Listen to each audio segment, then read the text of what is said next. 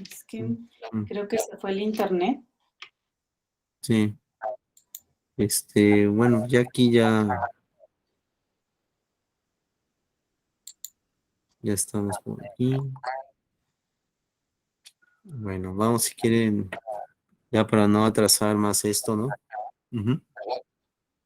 Vamos a dar inicio, en unos momentos, ¿no? No, espérenme, porque sigo admitiendo personas. Un momentito.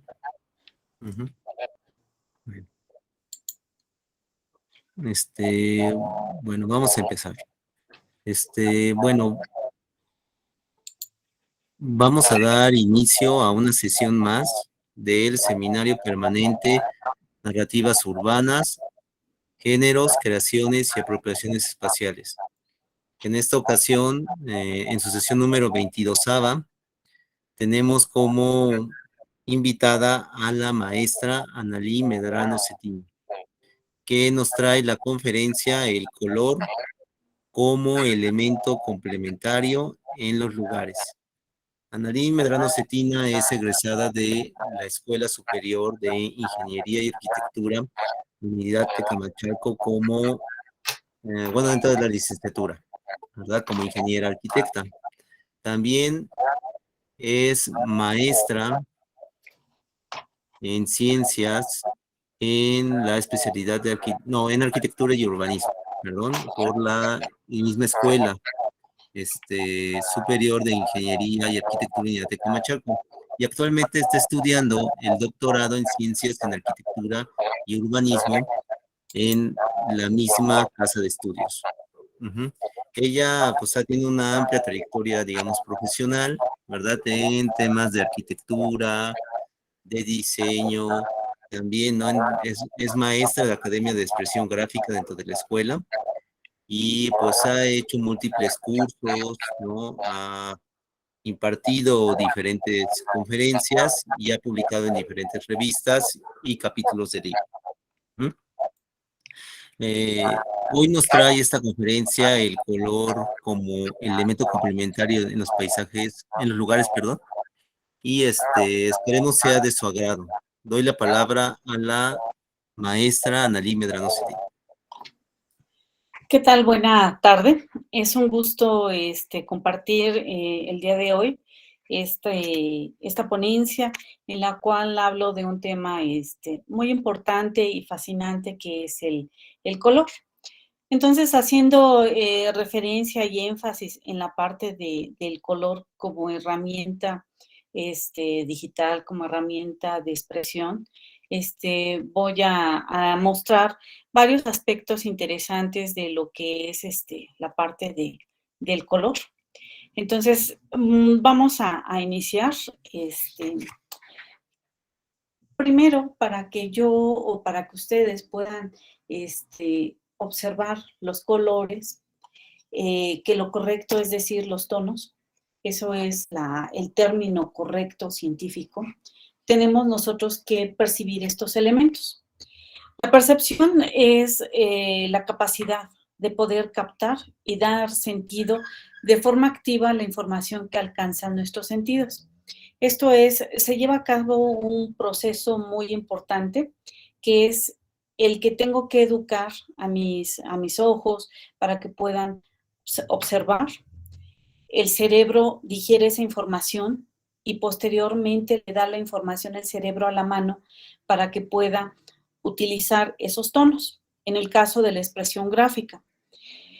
Para que nosotros, más bien, dentro de la percepción hay tres importantes características. Una de ellas es la vista, como ya lo mencioné, que es la percepción visual y que es la capacidad con la que nosotros podemos interpretar esta información, que no es otra cosa el tono o el color que la luz que nosotros estamos viendo a través de un espectro visible y que esto llega a nuestros ojos. Van a decir ustedes, bueno, ¿cómo a través?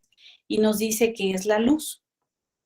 Bueno, si nosotros juntamos el tono rojo, el tono amarillo y el tono azul en proporciones iguales para completar el 100% de estos tonos, nos va a dar como resultado el blanco. y ese blanco no es otra cosa más que la luz. Y este experimento lo podemos llevar a cabo con unos pinceles, un poquito de acuarela o anilinas. Al mezclar estos 3 tonos y al estar enjuagando el pincel en un poco de agua, vamos a tener como resultado un tono gris muy claro. Y va a depender de la tonalidad que tenga esa agua, si tiene mayor cantidad de tono rojo o de tono azul o de tono amarillo. ¿Qué ocurre aquí con esto? Es que se están mezclando y ya lo voy a comentar más adelante. Otro de los puntos importantes para que se dé esta percepción es la espacial, y que es la capacidad con la cual nosotros somos conscientes de la relación que existe en torno al espacio, o sea, a todo lo que nos está rodeando. Y para los que no estén tan familiarizados con la palabra espacio, pues es lo que está a nuestro alrededor y de lo que observamos, miramos y disfrutamos todos los días. Esta propiedad está asociada con la percepción visual, la áptica y la kinestésica. Esto es, nosotros somos de observar, de tocar, de escuchar. También la percepción la captamos por medio de la forma, que es esa capacidad con la cual se extrae la información acerca de los límites físicos y los aspectos o entidades con respecto al entorno y al contraste. En la imagen que estamos viendo se ven unas bugambilias y nosotros, ¿hasta dónde alcanzamos a ver esa bugambilia? Hasta dónde está el infinito. Ese infinito no es otra cosa que la línea de horizonte y es en donde se pierden los elementos. La altura de horizonte está a unos 50 aproximadamente, es la medición que tomamos en el área de arquitectura para tomar en cuenta esta distancia, pero es a la altura a la que están los ojos. Como la ponente es bajita, pues a esa altura están mis ojos. Entonces, por eso hago esa ilusión. Y me refiero yo a que el aspecto hasta donde se alcanza a ver el color fuchsia, lo estamos terminando de ver en donde termina esa línea de horizonte. Y ahí se conjunta con ese tono verde. Entonces, espacialmente la definición que tenemos es hasta donde llega ese último tono de fuchsia, que es al final. Y eso es lo que me está dando una distancia visual, un límite, por decirlo así. Y esto está asociado, como ya lo mencioné, a la característica o a la percepción visual. Nosotros tenemos un ejemplo muy significativo. Este es Hong Kong y lo que estamos observando son luces. Es una ciudad que es de noche, pero que es una ciudad que se vive de noche de día, porque las actividades que se desarrollan en el día también se desarrollan en la noche. Y es un lugar en donde las luces atraen mucho la atención y esto se convierte en un lugar. Un lugar es aquel que lo habitamos, que lo disfrutamos, que lo estamos observando, vemos el ir y venir de la gente. Pero hay algo que nos atrae visualmente y eso que nos atrae es precisamente los tonos o el color.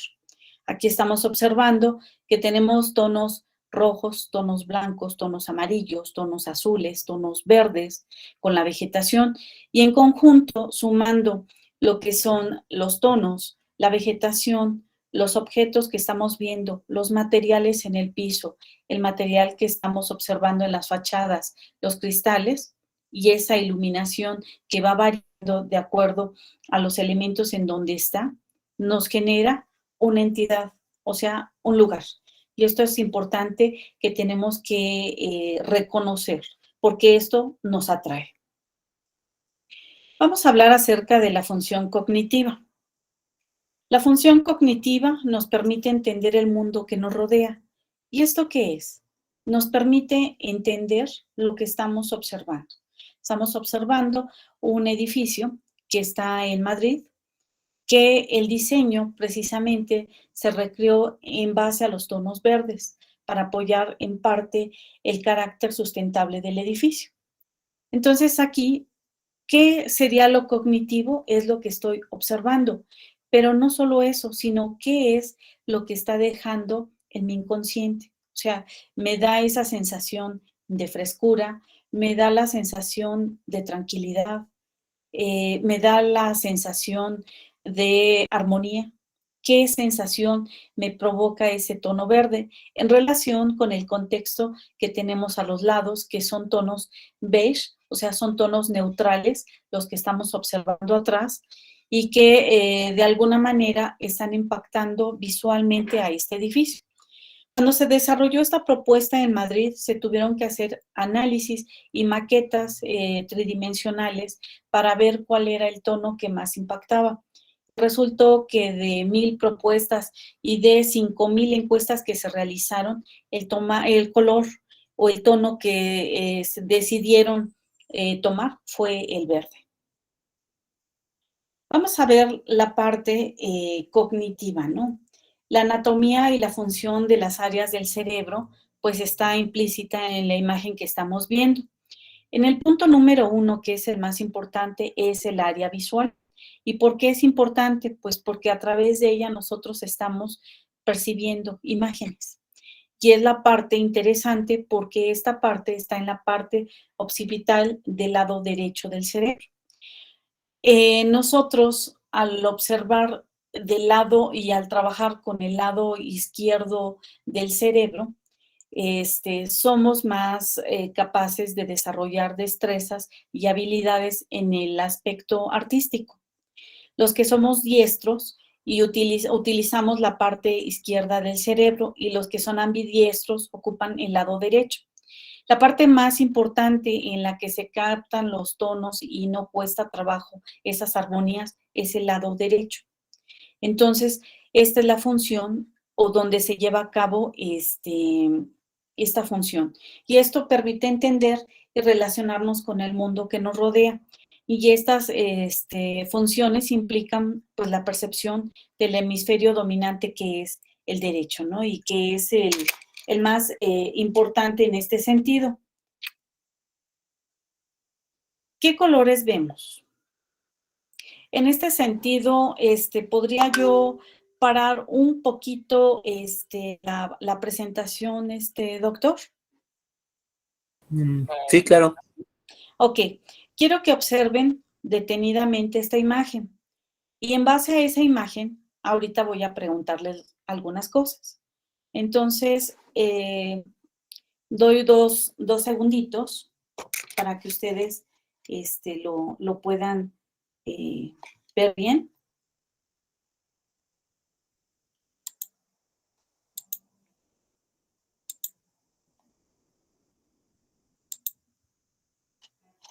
¿Listo? Bueno. Ok. Bien. ¿Qué fue lo que observaron en la imagen? A ver, Pablo Eden, ¿qué fue lo que observaste en la imagen?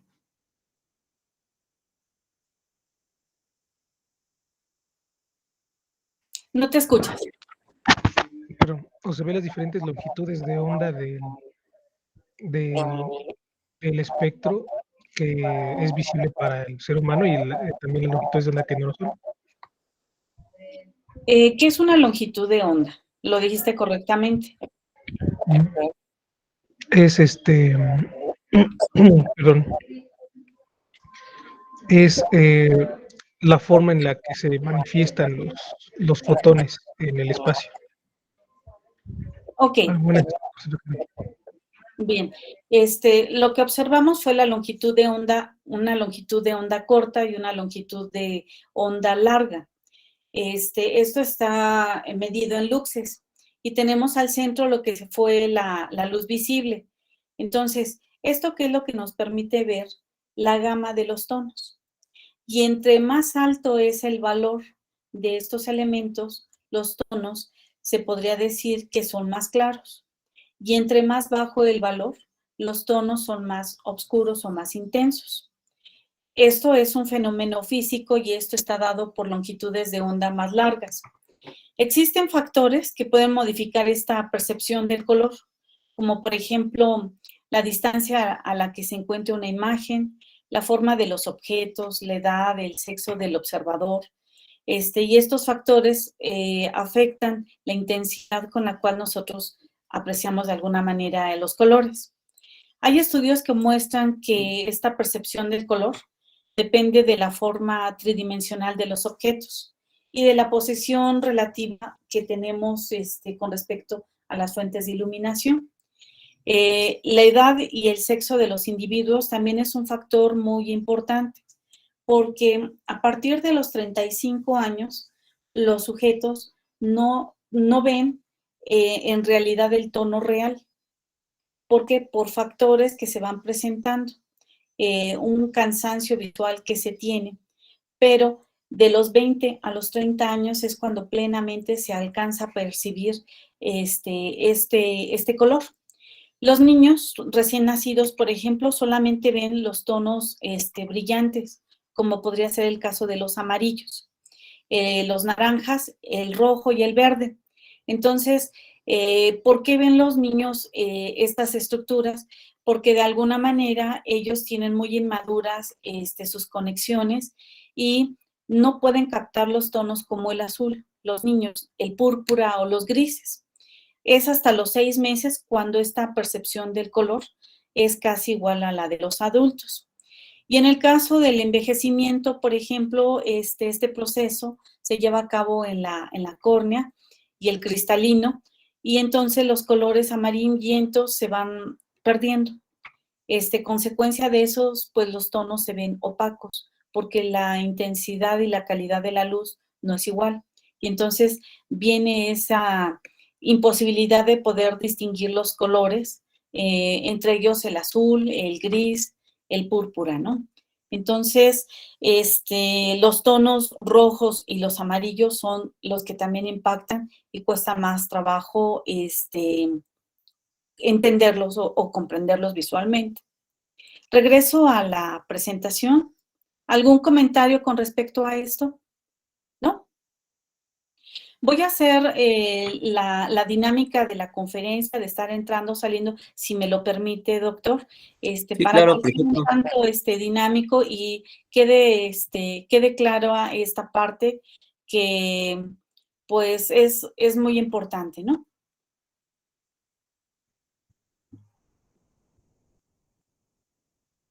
Ok. Entonces, regresando a esta imagen, lo que explicaba yo son las longitudes de onda las cortas, las longitudes de ondas largas, y es esta situación que el tono violeta es un tono intenso, vean que tiene 400 luxes, es un valor bajo en relación al rojo que tiene 700. Y exactamente en el centro están quedando los tonos que son más claros porque tienen mayor cantidad de luz. Estos tonos se aprecian mejor los rojos, los amarillos, los verdes con los rayos infrarrojos. El UV o el ultravioleta se aprecian mejor el amarillo, el verde y el azul muy claro, y los rayos X totalmente los tonos azules. Bueno, aquí tenemos los tonos complementarios, y los tonos complementarios no es otra cosa que esta rueda del color. En este sentido, no les voy a meter ahorita que la teoría de los colores, de Munsen, etcétera, etcétera. Simplemente vamos a ver lo digerible de los tonos. Y los tonos primarios que tenemos es el amarillo, el azul y el rojo. Como consecuencia de la unión o del juntar o de mezclar el azul con el rojo, me va a dar el violeta. Esto tiene que ser a partes iguales, 50-50 para que me dé un violeta. Si yo mezclo el azul con el amarillo, me va a dar el verde, igual 50 con 50. Y si mezclo amarillo con rojo primario, me va a dar el naranja. A estos tonos, que es el verde, el violeta y el naranja, se les llaman o se les nombran tonos secundarios. Y los tonos terciarios, bueno, pues salen de la mezcla de un tono secundario más un poco más de primario. En este caso, el naranja, si yo le agrego un poco de amarillo, se convierte en amarillo naranja. Y si ese naranja yo le agrego un poco de rojo, se convierte en rojo naranja. Si al violeta le agrego un poco de rojo, se vuelve rojo violeta, y si al azul le agrego un poco de violeta, me queda un azul violeta. Entonces, de estas mezclas, nosotros tenemos colores que son análogos. Tenemos monocromías, tenemos bicromías. Y bueno, monocromía estamos hablando de un solo tono. Bicromías, 2 tonos, que en este caso puede ser el amarillo y el rojo, el amarillo y el violeta, el amarillo y el azul o el azul y naranja. Esto es el tono base más el complementario. ¿Por qué razón? Porque yo tengo un tono rojo y quedamos que en partes iguales es 33.3% de rojo, 33.3% de azul y 33.3% de amarillo. Si los juntamos me da el 100%. Si yo estoy ocupando un rojo, tengo un 33.33%. ¿Qué tonos son los que me hacen falta? El azul y el amarillo. Pero al mezclarlos, esos tonos me está dando el verde. Entonces, para complementar perfectamente el rojo, añado el verde. Y el verde es el tono que está frente al rojo. Y entonces eso me permite tener una armonía en tonos. Y a eso se le llama una armonía. Cuando ustedes van a un evento social, es muy común decir, bueno, ¿yo hoy qué me voy a poner o cómo voy a combinar la ropa, ¿no? Entonces, es muy común que si llevan un vestido rojo, se pongan zapatillas negras, zapatillas plateadas, pero en realidad si ustedes se pusieran unas zapatillas verdes o un objeto verde, eso va a realzar y va a dar una armonía perfecta. Al igual que si utilizan un violeta y, combinan con un saco amarillo, tienen una mezcla perfecta. Hay diferentes tonos de amarillos, hay diferentes tonos de violeta, pero tenemos que acercarnos a que estos 2 tonos tengan la misma cantidad de luz, esto es, que sean similares, para que no haya alguna pérdida. Entonces, con respecto a esta mezcla de los colores complementarios y el cómo se juega con la rueda del color, es lo que puedo comentar. Con respecto al tono, a la saturación y a la luminosidad, aquí lo vemos en esta tabla. El tono es el tono origen, el tono base, y yo puedo tener diferentes tonos base del cual estoy partiendo. La luminosidad está relacionado con la cantidad de luz que está teniendo ese tono. Esto es, a este tono base le estoy agregando blanco, blanco, blanco, blanco, blanco, hasta que llega a ser un tono blanco con un ligero toque de rojo. Y entonces nosotros lo observamos y decimos es un tono rosita claro, pero en realidad es un tono rojo. Es un tono rojo que tiene bastante luz y en una escala de valores bastante alta. ¿Por qué? Por tener esa luz, ese blanco. La saturación es todo lo contrario, es llegar a ese tono opaco. La saturación nos va opacando el tono. Y entonces aquí tengo el tono base, pero al final estoy llegando casi a un tono grisáceo porque ya el tono está totalmente apagado. Pero este tono gris es un tono cálido porque tiene rojo, y así se le nombra, es un tono gris cálido al contener este rojo. Dentro de la cromática es muy importante esta mezcla y este juego de los colores. ¿Para qué me sirve la cromática o qué es la cromática? Pues simplemente es una gama de colores. El color, como ya lo mencioné, está imaginado y responde a diferentes percepciones de habitantes y todo lo que se relacione con características cognitivas en relación al entorno y al observador. Estos colores me sirven ¿para qué? Para diferentes situaciones. Y vamos a ver cada una de ellas. Primero, me permite una comunicación con diferentes individuos. Me permite observar el medio ambiente y está dentro del medio ambiente los colores. Los colores me permiten sentir sensaciones, me permiten tener significados y darle una interpretación. Y también tiene diferentes significados. Por ejemplo, lo que para nosotros una boda es el tono blanco, para las culturas occidentales, el tono negro de alguna manera representa ese lazo de matrimonio, al igual que el tono rojo. Lo que para nosotros el tono rojo representa sangre, fuego. Para otras culturas, el tono rojo representa tranquilidad, representa poder, etcétera. Tenemos diferentes conceptos, diferentes significados. El color me permite establecer relaciones, me permite ver, observar diferentes contextos, entre ellos el espacial, que es observar la luz, materiales, la cercanía entre los colores, matices de la ciudad. Y esto de los matices de la ciudad me permite hablar de diferentes culturas. Dentro de la cultura tenemos aspectos sociales, aspectos históricos. Dentro del temporal tenemos climas y lo relacionamos con algunas fechas especiales. El color es una experiencia que está generada por los sentidos, debido a que el fenómeno de la luz se refleja y no se absorbe, y esto es lo que denominamos color.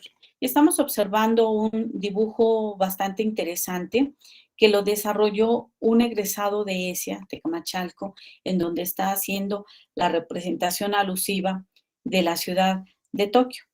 Estamos observando diferentes edificios que están a diferente altura, diferente escala, y estamos teniendo una sobreposición de tonos y de líneas. Al tener esta sobreposición de tonos, nos permite ver tonos más intensos, pero es que no es que sea el tono más intenso, es que está cerrada la trama con la cual se dibujó este objeto.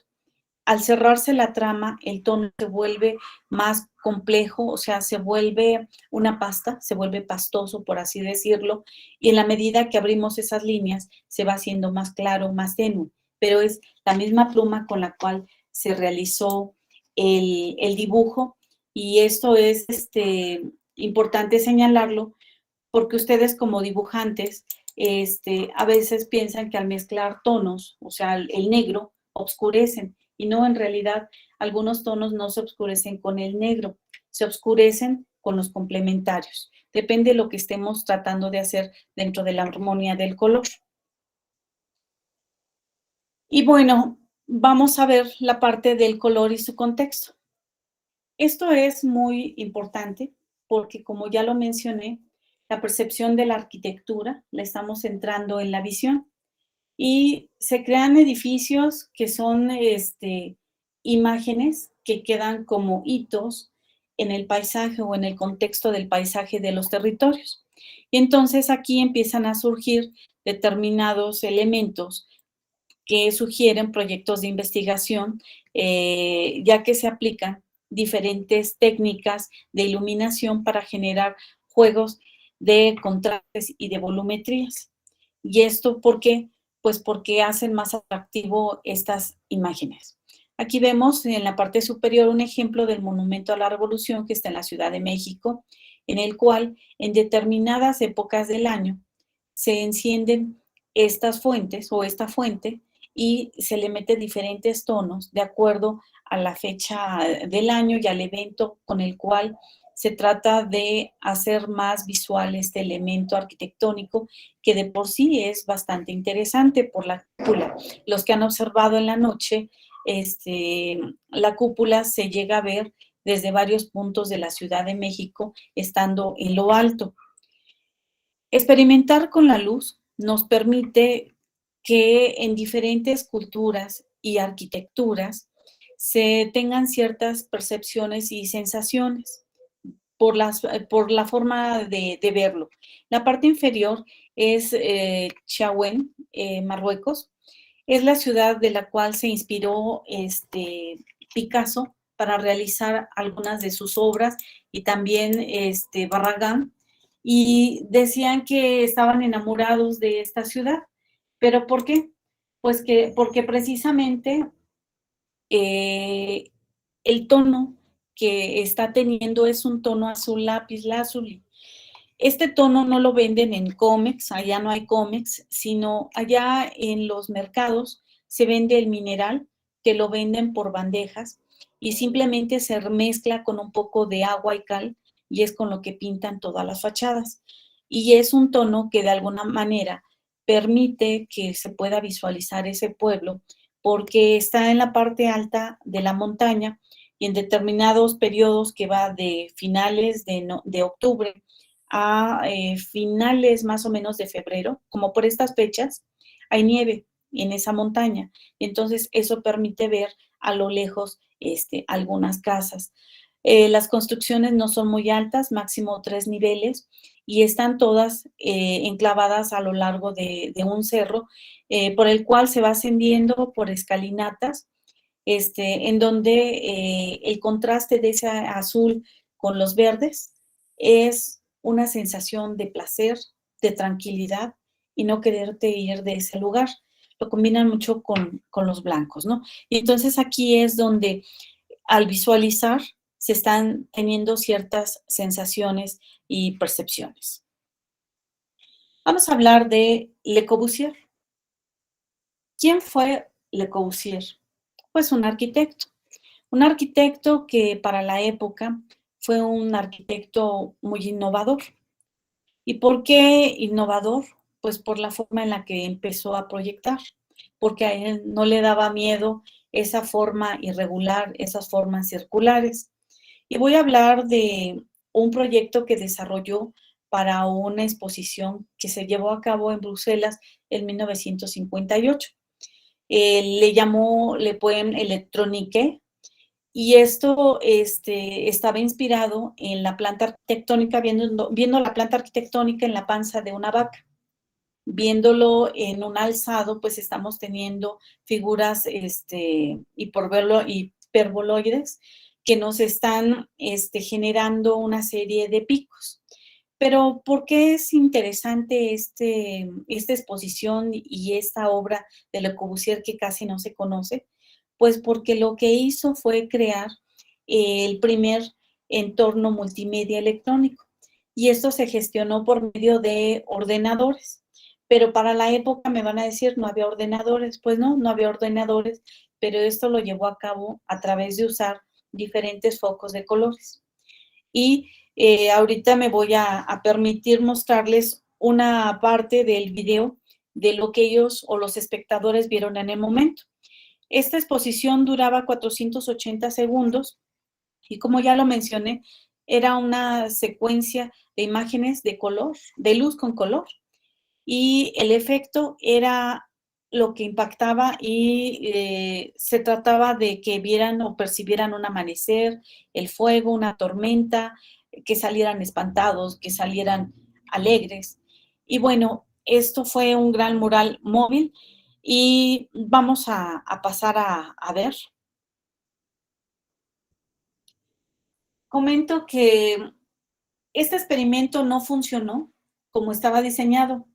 La experiencia del público fue aterradora, falló mucho la sincronización, y además los técnicos de Philips, que en ese momento fueron los que empezaron o ayudaron con este experimento, realizaron cambios de última hora. Entonces, no resultó, pero las proyecciones y los colores y las imágenes sirvieron como base para que se siguiera experimentando acerca del color.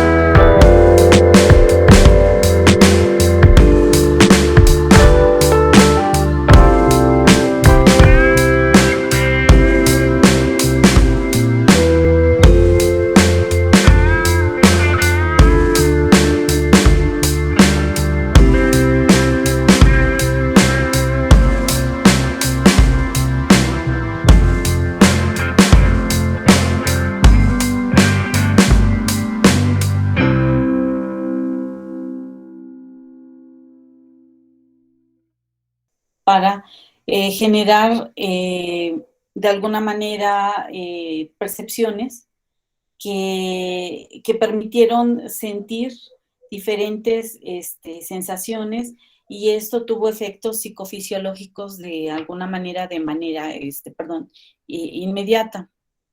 Vamos a continuar.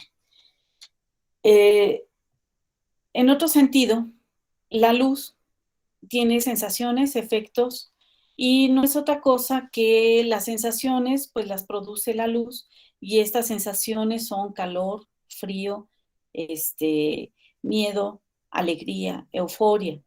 Y los efectos, tanto estéticos como funcionales, es crear un gran escenario, una gran escenografía, es maquillar los edificios. Lo que en el día, de alguna manera, tienen sencillez, en la noche tienen vida, recobran esa vida los edificios.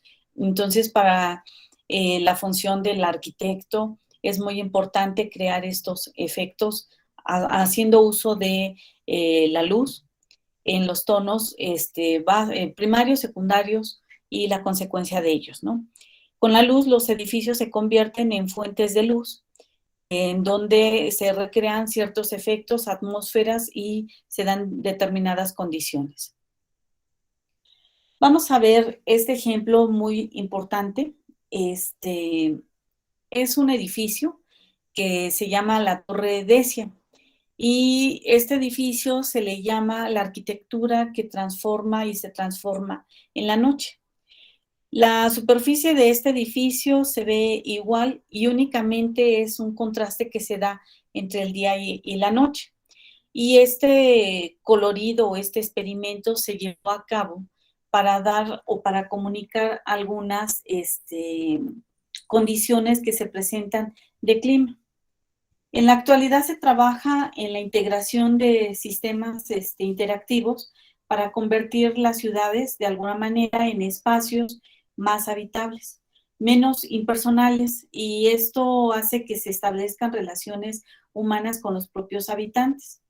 Este edificio está en Bruselas, Bélgica, y cuenta con 72,000 LEDs que muestran si va a llover, si va a estar soleado. Esta torre, como ya lo mencioné, es del grupo Decia, es una institución financiera y cuenta 600,000 ventanas que iluminan todas las noches. Y el clima, bueno, pues lo van a saber anticipadamente en la noche, ¿no? Entonces, esto sirvió como un experimento para comprobar la temperatura que se tiene en la ciudad por las condiciones de clima tan extremos que se vive en ella. Otro ejemplo importante en donde la iluminación afecta esta realidad está en París, en Nueva York, en donde se relacionan los tonos como el azul, en New York, en Tokio el rojo, y dentro de esta arquitectura moderna, el color resulta fundamental en la concepción de las obras, como lo vimos ya en el ejemplo de Le Corbusier en 1954, la casa de Charlie Amens, la casa de Luis Barragán, que de alguna manera ha ocupado los tonos para hacer sentir este espacio. En el siglo XX el color se ha vuelto muy importante, de alguna manera se puede decir que es protagonista, y de alguna manera el arquitecto, por ejemplo, Renzo Piano o Richard Rogers, utilizan mucho el tono blanco, y en algunos proyectos de Loma están haciendo algunas experimentaciones con respecto a los tonos que ocupan para sus construcciones recientes en este siglo XXI. Vamos a ver y hablar de la parte de los imaginarios urbanos y el lugar. Entonces, uno de los principales ponentes de los imaginarios urbanos es Armando Silva, y del lugar está Abilio Vergara, el cual nos dice Armando Silva que estudiar la ciudad como un lugar de acontecimiento es muy importante. ¿Por qué razón? Pues porque lo estamos viendo. En la actualidad estamos convirtiendo esos edificios en grandes escenarios y se pretende que salga el interior de estos espacios para que se tengan determinadas vivencias por parte de los ciudadanos. ¿Por qué? Porque ahorita hay una interrelación de comunicación social a través de las redes sociales. Y esto es lo que nosotros podemos percibir de un espacio al exterior, es totalmente diferente a lo que se vive en el espacio interior y viceversa. Entonces, esto es una aportación original para comprender algunos espacios urbanos y esto está presente en las grandes ciudades latinoamericanas en la última década. Se utilizan metodologías ortodoxas para estudiar el análisis de los espacios del estudio urbano y esto es importante porque los imaginarios urbanos no es otra cosa más que es ese lugar el cual lo recordamos y se convierte en esto, en aquel edificio que está dentro de nosotros como parte de nuestra imaginación. Hablando del lugar, es el espacio en el cual realizamos nosotros una determinada actividad, ya sea hemosignificativa o expresiva. La hemosignificación se refiere a la fusión de significados y de emociones, ya sea de manera individual o colectiva. Los lugares como tal no son aislados, ni tampoco solitarios. Y el lugar es el espacio que tiene muchos significados históricos, donde han pasado cosas muy relevantes y que se recuerdan. Este lugar constituye un lazo social y se elabora esta memoria a través de la imaginación, ¿no? Y eso está marcado por límites físicos y simbólicos. Y vamos a ver esto. Esto de simplemente observarlo, cualquiera que vive en la Ciudad de México va a decir, eso es el Zócalo de la Ciudad de México. Lo tenemos en la mente, en la imaginación, muchos eslogan de la Ciudad de México nos hacen ese perfil de la ciudad y en él aparece la catedral. Pues bien, es la Plaza Tlaxcuaque y que precisamente en ella está una fuente la cual se ilumina al igual que el edificio de la Revolución y fue un proyecto que se estableció en el año 2017 con motivo de engrandecer y enaltecer la Ciudad de México a través de la luz. Y hubo una serie de eventos en la cual la luz fue muy importante. Entonces, aquí el territorio manifiesta esa parte diferencial y lo hace un lugar vivido, un lugar que está marcado y muy en la memoria. El territorio es y sigue siendo un espacio que es imaginario, en donde el recuerdo pues nos evoca mucho a ese futuro y se referencian algunos lugares por la parte geográfica, por el valor simbólico. Esto es Rotterdam, en Ámsterdam, donde están las famosas vitrinas. Ese espacio rojo de la ciudad que contrasta con ese verde del río y la vegetación y que se vuelve en un lugar emblemático. ¿De qué color son los lugares? Bueno, pues vamos a ver que este es un espacio arquitectónico y que en él se condicionan mucho las prácticas que se dan en este lugar y que tiene su propio lenguaje. Tiene una función y un significado. Hablando de los colores, tiene colores cálidos, colores fríos y es una mezcla de este gran mural, de este tapete mágico que encierra mucho de nuestra historia y que es un lugar emblemático por el lugar en el que se encuentra. La iluminación ayuda mucho a que este lugar se enaltezca y eso nos lleva a una profundidad significativa. Esta es una imagen de las caballerizas de la obra de Luis Barragán y en esta arquitectura él manifiesta un lenguaje simbólico en donde las fachadas de los lugares se comunican con la imagen y los colores nos dan un posicionamiento a la gente que vive en el lugar y obliga de alguna manera a codificar una serie de signos que de alguna manera se muestran transparentes, ¿no? Porque no vemos más elementos que interactúen más que la vegetación, el agua, el pavimento y un muro que está con 2 aberturas y que está pintado en 2 tonos. Aquí vemos el ejemplo de la Plaza Roja de Tiananmen en Pekín, donde fue un lugar muy emblemático por los acontecimientos que se llevaron a cabo, la Gran Matanza, y así se le conoce. Y hoy día esa plaza es roja, es conmemorada, y es un lugar en el que los visitantes es obligatorio o es el lugar que se quiere conocer para ver el evento que ocurrió en ese sitio. Aquí es otro lugar emblemático que queda para la memoria y es Tlatelolco, unas imágenes del 68 donde está sitiada la plaza. Vean que esas imágenes, el tono gris en el que se está observando la primera imagen, nos llena de misterio.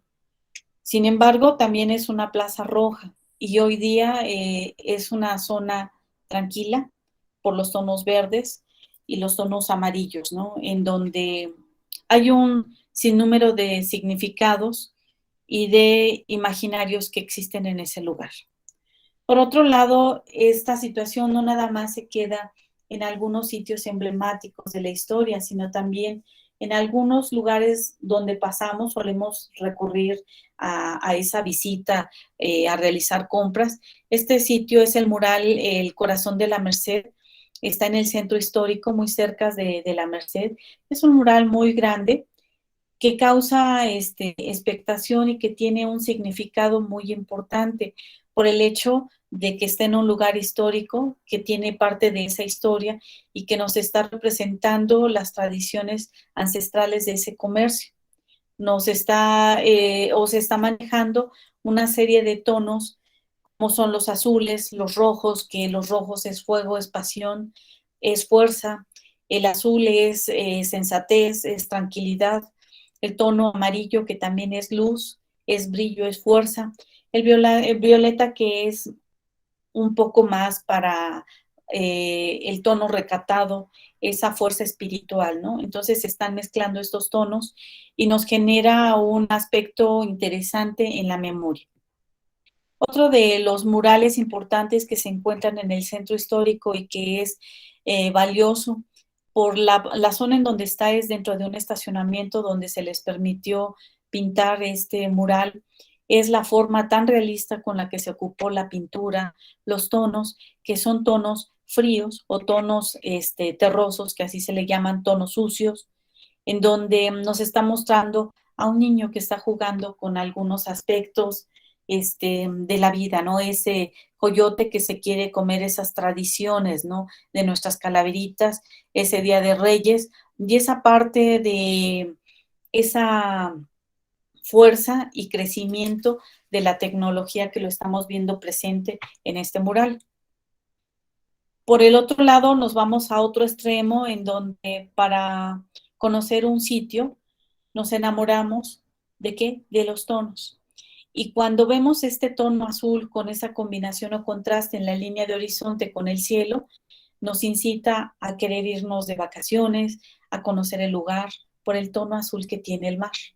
Combinado con los verdes, combinado con los tonos sepias o los marrones, y nos da un elemento bastante interesante, bastante integrado, pero esta es la naturaleza, esto es lo real, esto no es ficticio, esto no es adaptado con Photoshop, no, esto es real. Al igual que visitar Oriente Medio y observar esto en la parte del desierto es interesante. Esto es también Marruecos y esta es una puesta en la tarde y en realidad sí se ven así los tonos. Son los tonos amarillos combinados con los colores tierra. Tenemos África, en donde estos amarillos intensos, esta imagen fotográfica es espectacular, donde se ve la silueta de 2 jirafas, pero los tonos emblemáticos es un atardecer, está oscureciendo y lo que ocurre es que está bajando el cielo, la iluminación está bajando, el cielo en la parte superior es más claro y en la parte inferior está tendiendo a oscurecer. Colombia, donde por sus colores nos llena de vida, y esa armonía en el cómo manejan los tonos sin ese temor, nos llama, nos jala, nos atrae, ¿no? Y estamos viendo el lugar en donde se está perdiendo en el punto de fuga y que es un punto bastante interesante de llamamiento hacia el fondo, hacia ver qué hay más abajo. Este lugar, Villa de Leyva en Colombia, igual una serie de casas que están construidas con diferentes tonos, que esto en nuestra ciudad ya se está llevando a cabo en la zona norte, en la zona oriente de Iztapalapa, donde por medio de el programa de Pintemos Nuestras Fachadas, que está apoyando la Fundación Comex, se está llevando a cabo estos procesos, en donde generan mapas y a través de esos mapas se van pintando las fachadas para que viéndolo desde un dron se tenga un tapete mural. Aquí las famosas favelas en Río de Janeiro, Brasil, en donde están usando parte de lo que estoy mencionando, esos tapetes simbólicos y donde simplemente se están mezclando tonos en base al círculo cromático, a esta armonía pasar de un azul, enseguida el verde, el amarillo, que en nuestro círculo ya lo vimos. Entonces se complementa el azul con el amarillo, me da el verde, se complementa el amarillo con el rojo, me da el naranja. Y en esta consecución es como se está utilizando el tono y que armoniza perfectamente con el cielo azul y con los verdes de los árboles. Esto que está en Chiapas es hermosísimo, estas cascadas, las cascadas de agua azul o sí, son agua azul. Se ve ese tono verde esmeralda que le llaman, pero es un verde muy, muy bonito que nos causa esa sensación de alegría el estar en el lugar. Y por último tenemos esta fachada hermosa de nuestro centro histórico, en donde las cúpulas de alguna manera juegan con esos encantos del verde, armonizan perfectamente con el fondo azul que tenemos de algunos edificios, y con esas partes pequeñitas que observamos de las personas que llevan ropa en diferentes tonalidades, ¿no? Pues bien, esto es el color. Agradezco mucho la paciencia de haberme escuchado. Y bueno, pues vamos a ver la parte de las preguntas. Y bueno, estoy a la orden de ustedes. Sí, muchas gracias, maestra Analí, por su ponencia. Muy interesante todo lo que nos acaba de mostrar. Vamos a dar la palabra, ¿no? Primero, antes que nada, ¿no? A la doctora Blanca Margarita Gallegos Navarrete, que va a decir unas palabras, ¿no? Para abrir mesa para el debate, ¿no? Antes de darle palabra a los demás. Está por ahí la doctora.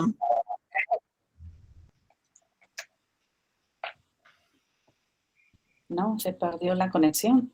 No, aquí estoy, perdón. Buenas tardes, doctora. Buenas tardes. Pues felicidades, Analí. Veo que tienes una muy buena investigación sobre esto del color. Es algo que manejas muy, muy bien. Y pues es poco lo que yo podría completar o decir, ¿no? El color finalmente es luz. Y como la maestra Analí nos mostraba, cuando nos muestra la escala cromática, finalmente son longitudes de onda.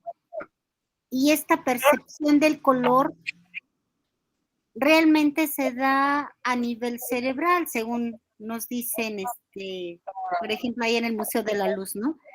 Dice, en sí es el registro de lo que nosotros vemos como color, se da a través de la percepción primero de las células,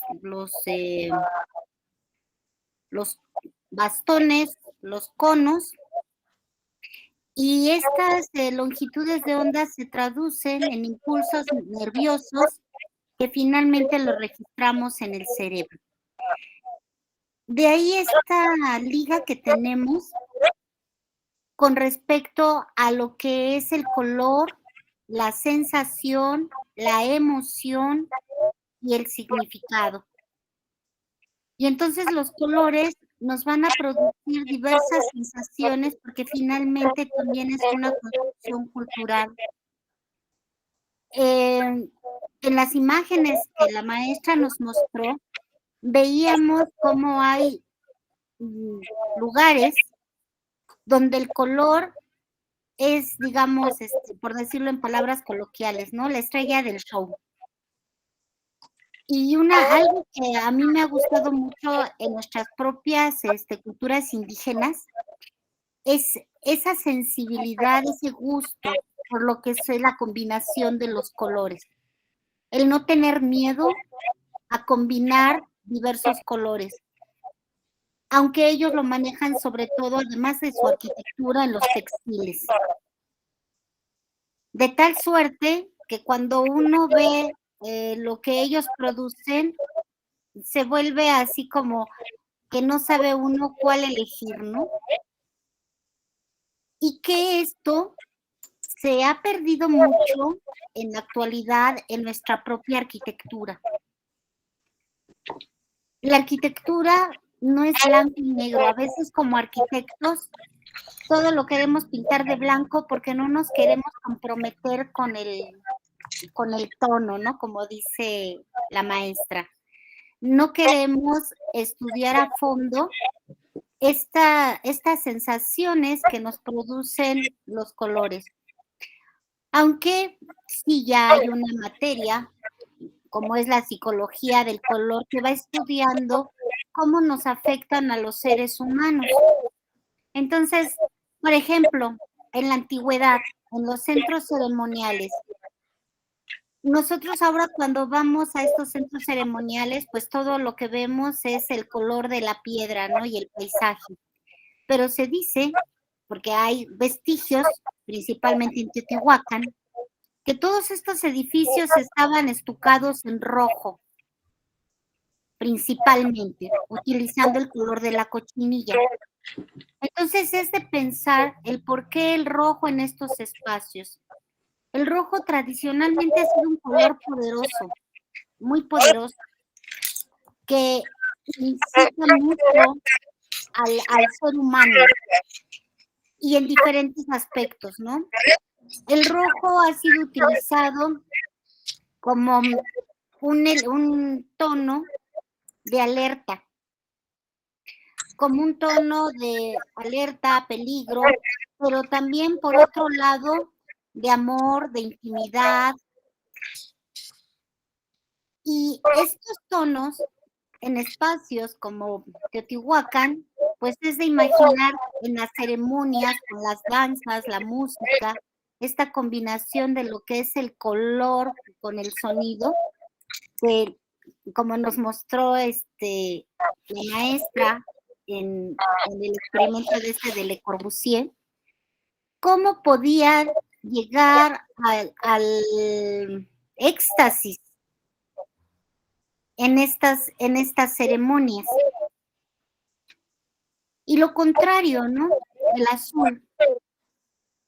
El azul asociado a la bóveda celeste, a lo que es el mar, lo que es el agua, la tranquilidad.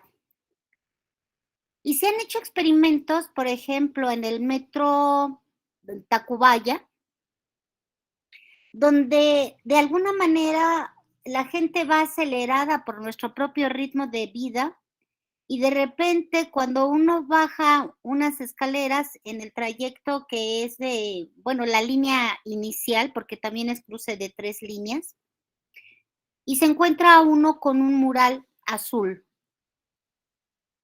Y cómo eso puede bajar este estrés, a diferencia del rojo, ¿no? Que incluso sube, según han experimentado, la tensión arterial, ¿no?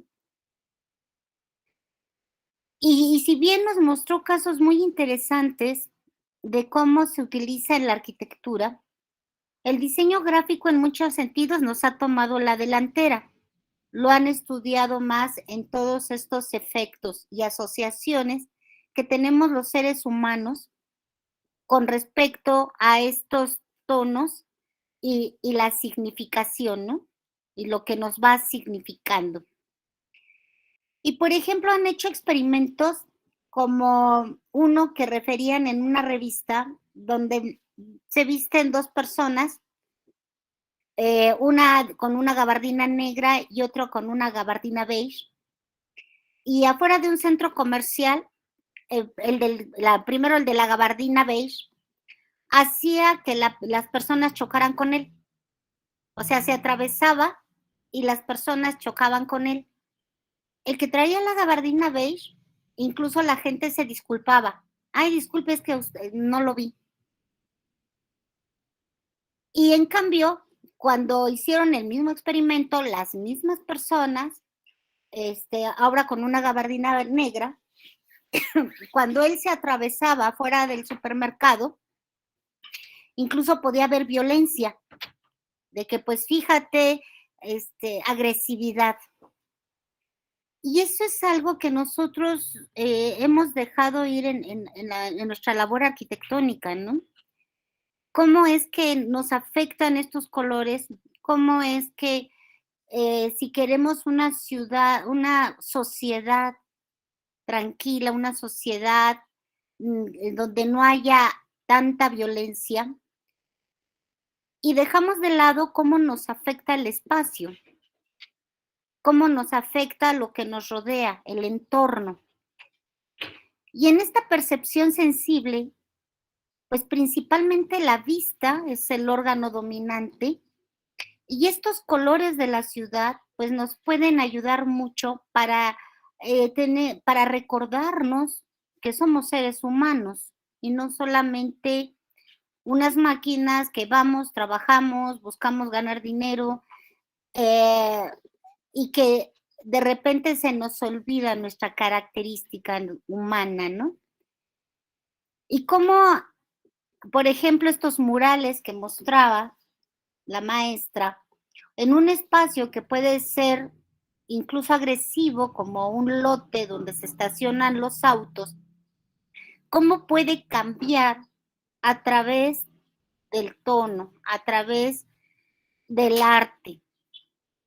Y cómo el ver imágenes, porque no lo podemos disociar de la forma, cómo estas imágenes nos pueden afectar positiva o negativamente, porque igual en ocasiones hay imágenes que en lugar de tranquilizarnos, nos aceleran, ¿no? O nos generan sentimientos de odio, rencor, de que cuando vemos imágenes en donde hay crueldad, ¿no? Donde hay violencia. Definitivamente no podemos tener una sociedad tranquila si tenemos ese tipo de imágenes rodeándonos. Entonces, esta idea de cómo el color realmente se concibe o lo tenemos a nivel cerebral, nos abre la puerta para poder investigar más en esto que decía la maestra, ¿no? Los imaginarios. ¿Cómo es que el ser humano asimila su entorno y responde a él? Entonces, la investigación que ahorita está llevando a cabo la maestra, a mí me parece de mucho valor, porque es algo que a veces no le prestamos tanta atención. Hay mucha literatura sobre teoría del color, sobre lo que es el color luz, el color pigmento, cuáles son los colores básicos en el sistema RGB, el sistema CMYK, el sistema, si son aditivos, si son subtractivos. Tenemos toda esa parte de teoría física de lo que es la cromática. Pero es poco lo que realmente tenemos de cómo es que asimilamos y significamos o resignificamos un espacio a través de lo que es el uso del color. Entonces creo que esta investigación pues va por muy buen camino y pues nada más me queda decir mucho éxito. Gracias. No sé si me permiten comentar que, bueno, nada más así muy breve. Investigación que estoy llevando a cabo está relacionado en base a dos entornos. Estoy retomando Centro Histórico e Iztapalapa y estoy tomando en el Centro Histórico un mural que es muy representativo, está en la Plaza Tlaxcuaque, pero como tal, el mural no es importantísimo por el tamaño, por la croma que se está manejando, esa mezcla. Pero yo creo que lo más importante es ese significado que está teniendo en el lugar, por las prácticas que se llevan a cabo en esa Plaza Tlaxcuaque. Y eso yo creo que es lo interesante y que es lo que he visto todos los días que tengo que ir a hacer mis mediciones de luz, porque realizo mediciones de luz a 2 horas, a las 10 de la mañana y a las 4 de la tarde, porque voy a comprobar qué tanto incide la contaminación, o sea, los azufres, el dióxido de azufre, todos los elementos que interactúan, el ozono, y que están interactuando por un lado en ese mural porque ese mural está tendiendo a hacerse opaco y cada vez se va haciendo más opaco por los contaminantes, pero también por la luz se ve diferente en la mañana que en la tarde y se tienen sensaciones diferentes en la mañana que en la tarde. Y ahorita pues nada más he medido el invierno, me falta ver primavera, verano y otoño para ver qué es lo que ocurre en este mural y con lo que se lleva a cabo de prácticas en esta plaza. Menciono nada más 3 prácticas que me ha tocado ver.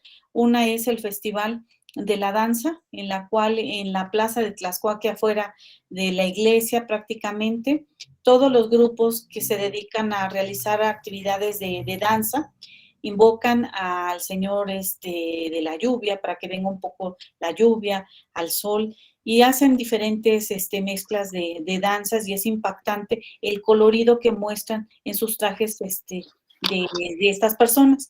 Por el otro lado, los grupos de Boy Scouts realizan prácticas y hacen diseños en ese piso con tapas de agua electropura, para hacer alusión a diferentes mensajes, ¿no? Es el centro de reunión de las manifestaciones. Ahí llegan y ahí se concentran. Pero el atractivo principal es la fuente. En estos días, esa fuente es el baño público. Es el lugar a donde los niños van a recrearse y están encantadísimos esos niños, ¿no? Es el lugar para jugar a la patineta, para hacer béisbol, todo realizan en esa explanada tan importante, tan bella, con 2 murales que se están entrelazando, un mural rosa, un mural verde y que nos dicen mucho, ¿no? En un lugar muy emblemático. Y por el otro lado, en Iztapalapa, en una unidad habitacional, con el proyecto de Caminos y Mujeres Seguras, se llevó a cabo el experimento de dentro de un espacio entre edificios, de un lugar muy conflictivo por la problemática social de las bandas que se reunían en ese lugar, pintaron. Pero en el momento en el que pintaron, un niño sacó un cuento del Principito. Y entonces los chicos que se dedican a pintar murales tomaron este cuento para recrear varias escenas y cuando entras a este espacio se siente como si en realidad estuvieras en un planeta por todos los tonos azules y por las pinturas que están llevando o que llevaron a cabo en su momento. Y esto es lo que puedo comentar de lo que estoy realizando como proyecto del doctorado. Bueno, pues muchas gracias a la doctora Margarita por hacernos sus comentarios. Gracias, Analí, por esta excelente ponencia. Y bueno, vamos a dar la palabra al doctor Roberto Domínguez Cáceres, que es co-coordinador de este seminario Narrativas Urbanas, Géneros, Creaciones y Apropiaciones Espaciales que realizamos en conjunto con el Instituto Tecnológico de Estudios Superiores Monterrey. Muchas gracias. Muchas gracias, Analí, pues por la presentación y a Margarita por la explicación también y ahondar en este tema. Pues más que una pregunta es una felicitación, porque yo creo que hay que tomarse muy en serio estos temas. Cuando nos ven desde fuera, piensan en un país colorido y todo el mundo hace unas lecturas muy superficiales, ¿no? De que no solamente de los usos, los significados, las políticas, la historia detrás de cada color. Yo recuerdo, y les quería compartir esto, una exposición que se organizó hace algunos años que se llama Rojo Mexicano, que es una investigación impresionante sobre la cochinilla, el tráfico de cochinilla, el comercio de la cochinilla y cómo llegamos de repente a estar en un Tiziano. México pintó el Renacimiento y eso es algo que nadie lo sabe, o México está metido, ¿no? La pulpa de maguey con la cochinilla está metido en cuadros en el Vaticano. Entonces, son investigaciones que verdaderamente nos dan mucha perspectiva, pero mi pregunta es que también son investigaciones que nos pueden dar soluciones, ¿no? Usted mencionó un ejemplo enigmático también, que es el rescate urbano por abonitar una plaza que de repente no estaba y se usa, ¿no? Entonces, acabo de llegar ayer, esta madrugada de Monterrey, y me tocó, como siempre, pasar por estas bardas que vienen del aeropuerto para acá. El graffiti, mi pregunta va por ahí, ¿no? ¿Qué pasa con este colorido urbano, que no es necesariamente un mural como el que usted estaba refiriendo, sino estas cromatías, ¿no? Que de repente aparecen ahí, a pesar de todo, ahí están y se borran y se vuelven a pintar y se borran y se vuelven a pintar. Y hay como una idea, ¿no? Yo digo que parece una lucha por el espacio, pero también a veces es como una lucha por decir algo, ¿no? Entonces quiero preguntarle eso, ¿cómo ve usted este uso del color en esas situaciones versus los ejemplos que mostró que ya vienen de la Fundación Comex, que en este seminario hemos discutido de otra manera, que son apropiaciones y a veces utilitarismos, ¿no? No te voy a hacer nada, nada más te voy a pintar de colores para que te veas bonito, ¿no? Ese es un extremo que a mí me preocupa, pero también me preocupa y me interesa mucho su opinión en el sentido de este cromatismo, o sea, cuando el color se utiliza como un elemento de resistencia, ¿no? La ciudad no se resiste a quedar en gris y si ya la veo blanca, me pinto arriba, ¿no? Y ya me pintaste y te repinto. Entonces, esa es mi idea de muchas veces, ¿no? Cuando vemos el color o cuando vemos estos muros. Y me encantaría que abundara en esto. Muchas gracias por su colaboración. Sí, bueno, decirle que dentro del graffiti lo más representativo son las famosas formas que se convierten en firmas y solo firman. Los chicos grafiteros se dedican a firmar y hacen ahí sus garabatos que tienen características muy particulares, porque no nada más es hacer un garabato. El garabato tiene una línea inicial delgada y se va engrosando y se va haciendo más delgada esa línea, pero tiene un significado y esto es la personalidad de cada individuo. Y firman en un lugar determinado donde son rechazados estos chicos precisamente por la sociedad. Y para que sean vistos, pintan más, firman más, o sea, grafitean más. Y esta es una característica de estos grupos. Pues precisamente el gobierno y una de las alcaldías que inició con este programa fue la alcaldía Gustavo Madero e Iztapalapa. Y dijeron, ok, ¿te gusta grafitear mucho? Pues te vamos a dar muros para que pintes. Y bueno, pues te proporciono pintura. Y no nada más fue de cómics, fue pintura que se van haciendo mezclas o que la gente en el lugar donde ellos empiezan a hacer las pintas dicen, oye, pues fíjate que mi abuelita hacía tortillas. Y bueno, pues uno de los chicos empieza a indagar, empieza a ver a la abuelita, platica un poco con ella y empieza a retratar ese rostro de la anciana con los pocos elementos que les dan. No tienen ellos mucha pintura. En algunos casos ellos compran sus propios botes de pintura y están tomando fotografías para hacer testimoniales. ¿Por qué? Porque lo único que les queda es esa imagen fotográfica, lo demás se borra. Los murales no son eternos, los murales duran, si bien les va, de 3, 6 meses. Estos murales de los que estoy investigando ya llevan 4 años. La degradación los está terminando. Pero esta es una práctica y es el decir yo soy mejor que tú. Es una práctica que se lleva a cabo y que en la actualidad mucha gente les gusta. O sea, en lugar de que me ensucies mi barda, te la presto. Y hay algunos grafiteros que cobran caro. Por hacer un grafite andan cobrando 8,000, 9,000 pesos. Y un día pregunté, bueno, pero ¿por qué si te llevas un día o día y medio en desarrollar una obra? Y me dicen, no es el tiempo, sino es mi obra, es mi mural. Es mi firma la que está estampada y sellada y eso es lo que vale para mí. y entonces tiene un significado. Entonces, por este lado, tiene un significado en la comunidad, pero también tiene un significado personal para quien lo está realizando. Y hago un paréntesis, en Alemania, en el año 2020, entre el 19 y el 20 se llevó a cabo un festival de graffiti, de arte urbano. Y en este festival, pues fueron muchos exponentes muy buenos de todo el mundo, de lo mejor del mundo, y bueno, quedó plasmado en ese museo. Y de ahí gente que no era conocida salió a la luz. Y entonces ese valor se ve, se vislumbra y es lo que impacta, ¿no? Y dibujan en las condiciones que se tengan, ¿no? En lugares totalmente sucios, en bardas que se están cayendo a pedazos, etcétera, etcétera. No sé si le contesté la pregunta. ¿Sí? Muchas gracias. No, Tenemos otra pregunta de Pablo. sí. Pablo Eden Lázaro. Muchas gracias, ¿no? A todos por su participación. Voy a darme a la tarea de leer lo que han escrito en el chat. Ivette del Carmen Ordóñez Sánchez comenta, la película de Alicia en el País de las Maravillas es, en mi opinión, una muestra ejemplar de combinación a base de armonías, de opuestos y complementarios. Y no sé si quieras comentar algo, Sanali. Sí, ya le estaba comentando que, bueno, se está utilizando el rojo, el azul, el verde, el amarillo, y están fondeando con tonos negros para dar ese realismo. Las figuras, cuando las estamos viendo en su tono puro, las vemos planas, en 2 dimensiones, y es cuando las estamos teniendo con una profundidad, cuando tenemos la sombra, cuando tenemos una volumetría. Sí, ella misma complementa, Ivette, complementa, es algo así como la apropiación del espacio a través del color.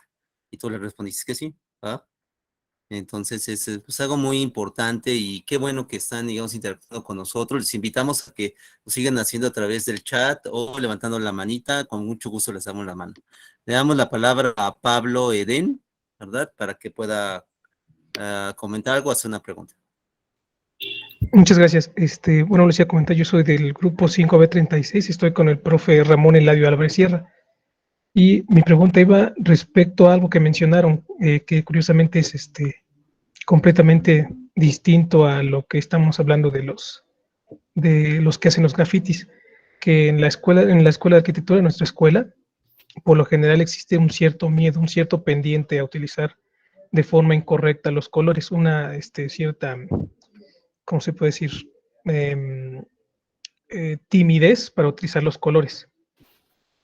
Respecto a lo que hacen las personas que pueden hacer los grafitis y hacen estos murales urbanos, ¿creen que la solución a esta timidez respecto a los colores pueda ser mitigada fomentando este tipo de actividades en un entorno, digamos, dentro de la escuela para que se pueda perder miedo a utilizar los colores y tener una identidad propia, así como lo hacen los artistas urbanos? Gracias. Bueno, aquí yo quiero comentarte algo. Los que no pintan nada son los que más grafitean, ¿sí? Y es ese temor. Efectivamente, las escuelas de arquitectura, las escuelas de arte, talleres que se deban de realizar en estos espacios abiertos los fines de semana o por la tarde, tienen que incentivar a los jóvenes. Realmente usar los tonos da miedo, porque dices, ¿cómo los combino? Pero creo que yo descubrí esa forma tan fácil, como les digo, llegar al 100% mezclando el azul, el amarillo y el rojo, y con eso sacas todos los tonos y pierdes ese temor. O sea, temor a lo desconocido, sí, siempre se tiene, pero una vez que lo experimentas, no lo dejas. Y te lo comento porque en una ocasión el doctor José Antonio me invitó a una pinta, ¿sí? En donde, pues de primera instancia, te da miedo entrar a un callejón donde ves gente que llega a grafitear y es precisamente hacer su pinta. Utilizan su espacio porque van marcando el espacio que van a usar y cada uno lleva su propia temática, ¿sí? No hay un tema en específico, es simplemente llenar espacios, darle vida y colorido. Y ellos mismos lo mencionan. Esto dura 3, 6 meses, al rato nos vuelven a invitar, si tenemos pintura, empezamos a trabajar. Maestra Margarita, creo que está encendido su micrófono. Y bueno, esto es algo interesante, tanto chicas, y me sorprendió ver chicas, porque hay muchas chicas que van a las pintas y hacen cosas muy interesantes. Aquí también dentro de la práctica se pinta sobre otro mural. No es de que llegues y pintes de blanco o de negro, fondear, ¿no? Sobre el mismo retoman algunos aspectos y realizan su propio mural, ¿no? Entonces, es interesante esta práctica, ¿no? Como comentario. No sé si te contesté la pregunta. Sí, de hecho, va encaminada a eso. Está muy bien. Gracias. Mira, yo quisiera complementar, si me lo permiten, ¿no? Mira, hay una experiencia ya más personal, ¿verdad? De parte de un exalumno de la escuela, Ricardo Chegues Moreno, que él ha desarrollado, él es egresado de la escuela y se ha desarrollado como artista urbano. Él ha desarrollado diferentes murales en conjunto con diferentes organizaciones, entre ellas la Asociación Civil Urbanización Orbe, ¿no? Organización Orbe se llama, ¿no? Entonces, que has visto muchos de esos murales en el centro histórico y otras partes, ¿no? De la Ciudad de México. Digamos, él, con respecto a lo que tú mencionabas, él, ¿te acuerdas? No sé si estuviste presente o escuchaste, ¿no? De la celebración que hubo hace algunos años del aniversario de la Bauhaus en la escuela. Bueno, pues él, como parte de esa celebración, etcétera, bajo iniciativa de él y de sus compañeros, amigos, pues decidieron hacer algunas pintas, ¿no? Ahí en la escuela con apoyo de la escuela, ¿no? Entonces, estas iniciativas son las que yo creo que se deben de arropar, ¿no? Para poder incentivar lo que tú decías, ¿no? De que los propios alumnos pierdan, ¿no? El miedo, ¿no? A mezclar los colores y poder utilizarlo en sus propios diseños. ¿Verdad? Eso yo creo que es algo muy importante, es una experiencia enriquecedora que se ha hecho en la misma escuela y que es algo que se debe de incentivar, no solamente en la escuela, sino más allá de esta. Porque, digamos, México, lo mencioné hace ratito, ¿no? Es reconocido por su colorido, ¿verdad? Eso puede significar diferentes cosas, ¿no? Pero yo creo que nos habla también del entendimiento que tenemos de la vida, ¿no? Y de la realidad que nos toca vivir, ¿no? Y nos identifican así. Yo en un evento en el cual participé, que se realizaba en la Casa de Cultura de España, ¿no? Ahí en el Centro Histórico de la Ciudad de México, un ponente que venía de Túnez, ¿no? Y a hablar de patrimonio, mencionaba, ¿no? Que a él le empezaron a decir mexicano porque empezaba a pintar sus casas, ¿no? De colores, ¿no? Cuando allí en Túnez casi todo es de un solo color, ¿no? Es monocromático, todo, ¿no? Entonces decían, a él le decían esto, ¿no? Por el uso que hacía del color, como lo hacen los mexicanos, colores vivos, etcétera, ¿no? Que él hacía, ¿no? Entonces esto pues, nos habla de una identidad que también tenemos nosotros. Obviamente, cada país tiene sus propias características al respecto, y esto hace, ¿no? Que para disciplinas como las nuestras, ¿no? Ingeniería, arquitectura y afines, y sobre todo para estas disciplinas que son, y eso quiero declararlo mucho, ¿no? Son parte de las humanidades y las ciencias sociales, aunque muchas veces nos han puesto en el instituto, ¿no? Que somos físico-matemáticos, también tenemos algo de eso, pero somos principalmente humanidades. Entonces, ¿cómo expresar nuestra humanidad si no es a través del color? A través de nuestras obras. Barragán se hizo famoso por el uso de color a nivel internacional, ¿verdad? El arquitecto más famoso que ha dado estas tierras, ¿verdad? Es famoso a nivel internacional por el uso de la luz y el color, ¿verdad? Entonces, esto es algo que debemos de incentivar y qué bueno que preguntas. Eso me da idea de que sí hay personas interesadas en esas temáticas en la escuela y eso es algo, digamos, muy enriquecedor. Pero vamos a palabra al doctor Roberto Domínguez Cáceres. Gracias. No, pues también yo encantado. Y creo que también esto que mencionaste, ¿no? A lo mejor cuando se piensa en el empleo del color, se piensa, y deberíamos nosotros incorporarlo a una didáctica, es decir, no sé qué tanto los programas de cualquier nivel, ¿no? Realmente te educan para verdaderamente una sensibilidad estética, más allá de que sepas qué significados, porque los significados varían mucho, pero los usos, ¿no? Y sobre todo las condicionantes que puede tener, ¿no? Es decir, si uno entra yo acabo de leer no acabo de leer, hace un tiempo, leía, ¿no?, de los colores de la modernidad. Entonces, es que ya como una catacresis, ¿no?, una metáfora ya muy, muy poco original, el decir es que si es moderno tiene que ser gris o blanco.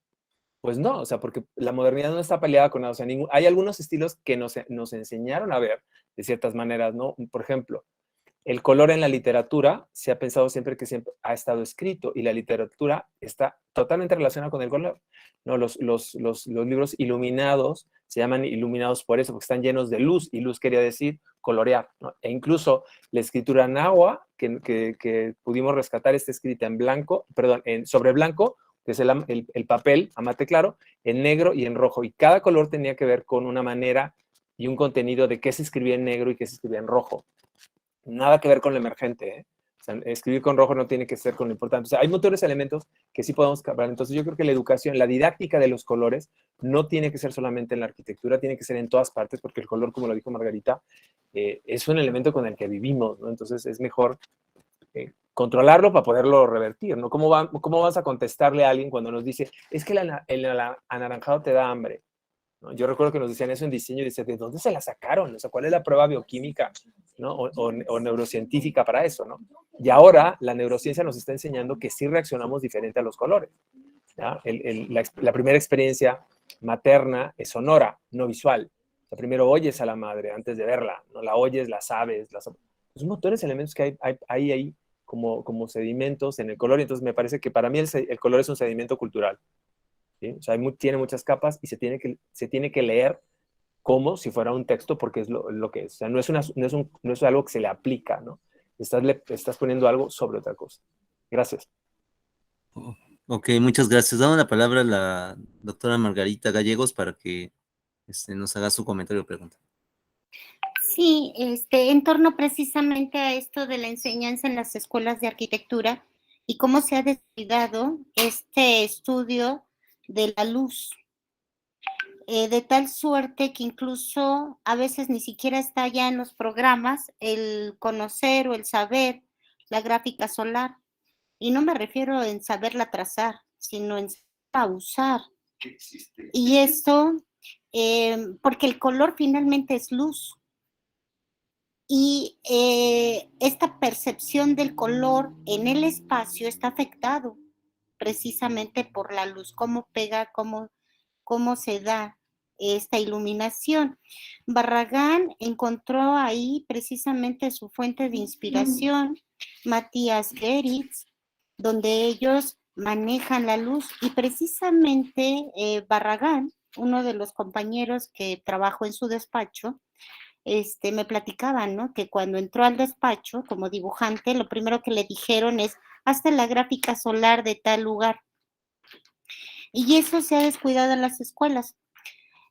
Por ahí, cuando empezó el plan 95, me parece, se creó un laboratorio, que era el laboratorio de espacios, pero no se quedó más que en un espacio de 2x2, porque nunca nos dieron recursos.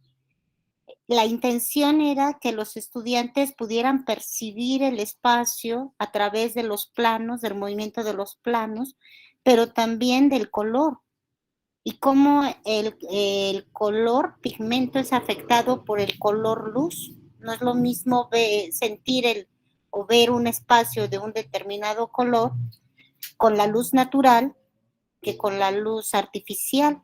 Y, por ejemplo, la maestra nos enseñó varios edificios, cómo son iluminados en la noche, ¿no? Entonces, yo siento que esto se ha descuidado muchísimo en las escuelas de arquitectura. Se ha cuidado otros aspectos, pero esta es precisamente la parte estética, que para mí está intrínsecamente ligada a la arquitectura. La arquitectura es forma, péseles a quien les pese, ¿no? O sea, no es solo la función, también la debe de tener, ¿no? Pero la arquitectura finalmente es volumen, es forma, es color y es textura, ¿no? Entonces, aquí, pues, es como el dibujo. Yo solamente puedo aprender a dibujar dibujando. Lo mismo pasa con el color.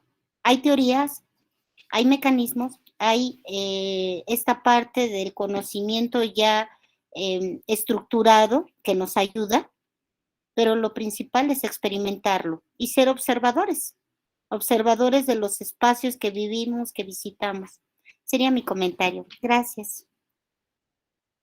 Bueno, vamos a ver, ¿no? Lo que estamos comentando aquí en el chat. El doctor Roberto Domínguez Cáceres nos comenta, el estudio y la relación con el sol, ¿en dónde está el sol? ¿En qué momento del edificio?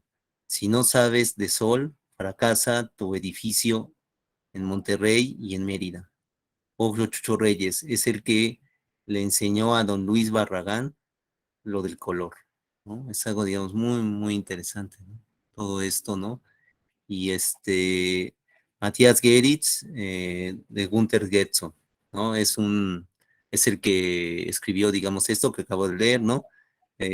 Carlos Mérida, Roberto Montenegro, Nahui Olin, deben ser parte del entrenamiento visual. Todos estos grandes artistas, ¿no? Que menciona el doctor Roberto Domínguez Cáceres son fundamentales. Acérquense, digamos, a ellos. Todos ellos son artistas mexicanos, ¿no? Que estuvieron aquí en estas tierras, ¿no? Y que nos hace, digamos, por ejemplo, Mérida, ¿no? Matías Geritz, ¿no? Aunque tenían orígenes de otros países, pero vinieron aquí a México a dejarnos parte de su impronta, ¿no? Como artistas, y es algo, digamos, muy, muy importante, ¿no? Que debemos de ir viendo y rescatando. Si ustedes quieren seguir aprendiendo más de esto, es muy importante que se documenten, vean todo este crisol que hay de información al respecto, y es algo que yo les invito a conocer las historias de estas personas, conocer sus obras artísticas y a poder adentrarse y atreverse a aplicar, así como ellos los atrevieron en algún momento a aplicar este manejo del color que es fundamental para nosotros, ¿no? En este país, ¿no? Y para el ser humano en general, ¿eh? En general en todo el mundo, ¿no? Ajá, ¿alguien más desea participar? Yo quisiera hacer un comentario. Dentro de los primeros muralistas está el doctor Atl, que es, yo creo que para mi percepción, de lo más grande que tenemos, al igual que Siqueiros, al igual que otros tantos, ¿no? Él es muy singular por una razón. Él observaba y dibujaba del natural, de la observación. Algo que yo les comento a mis alumnos es que no pueden dibujar lo que no observan. Tienen que observarlo, sentirlo, verlo, y no imaginarlo. Cuando imaginamos las cosas, simplemente no dibujamos, no pintamos. Y el doctor Atl pintaba del natural. Él tuvo un accidente, él fue socialista, amigo y condiscípulo de Diego Rivera.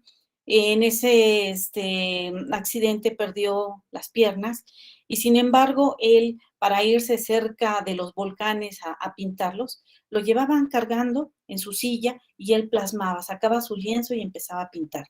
Entonces, eso a mí me deja una gran escuela, que es esa observación, ¿no? Y que cuando quiere se puede en donde sea. Gracias.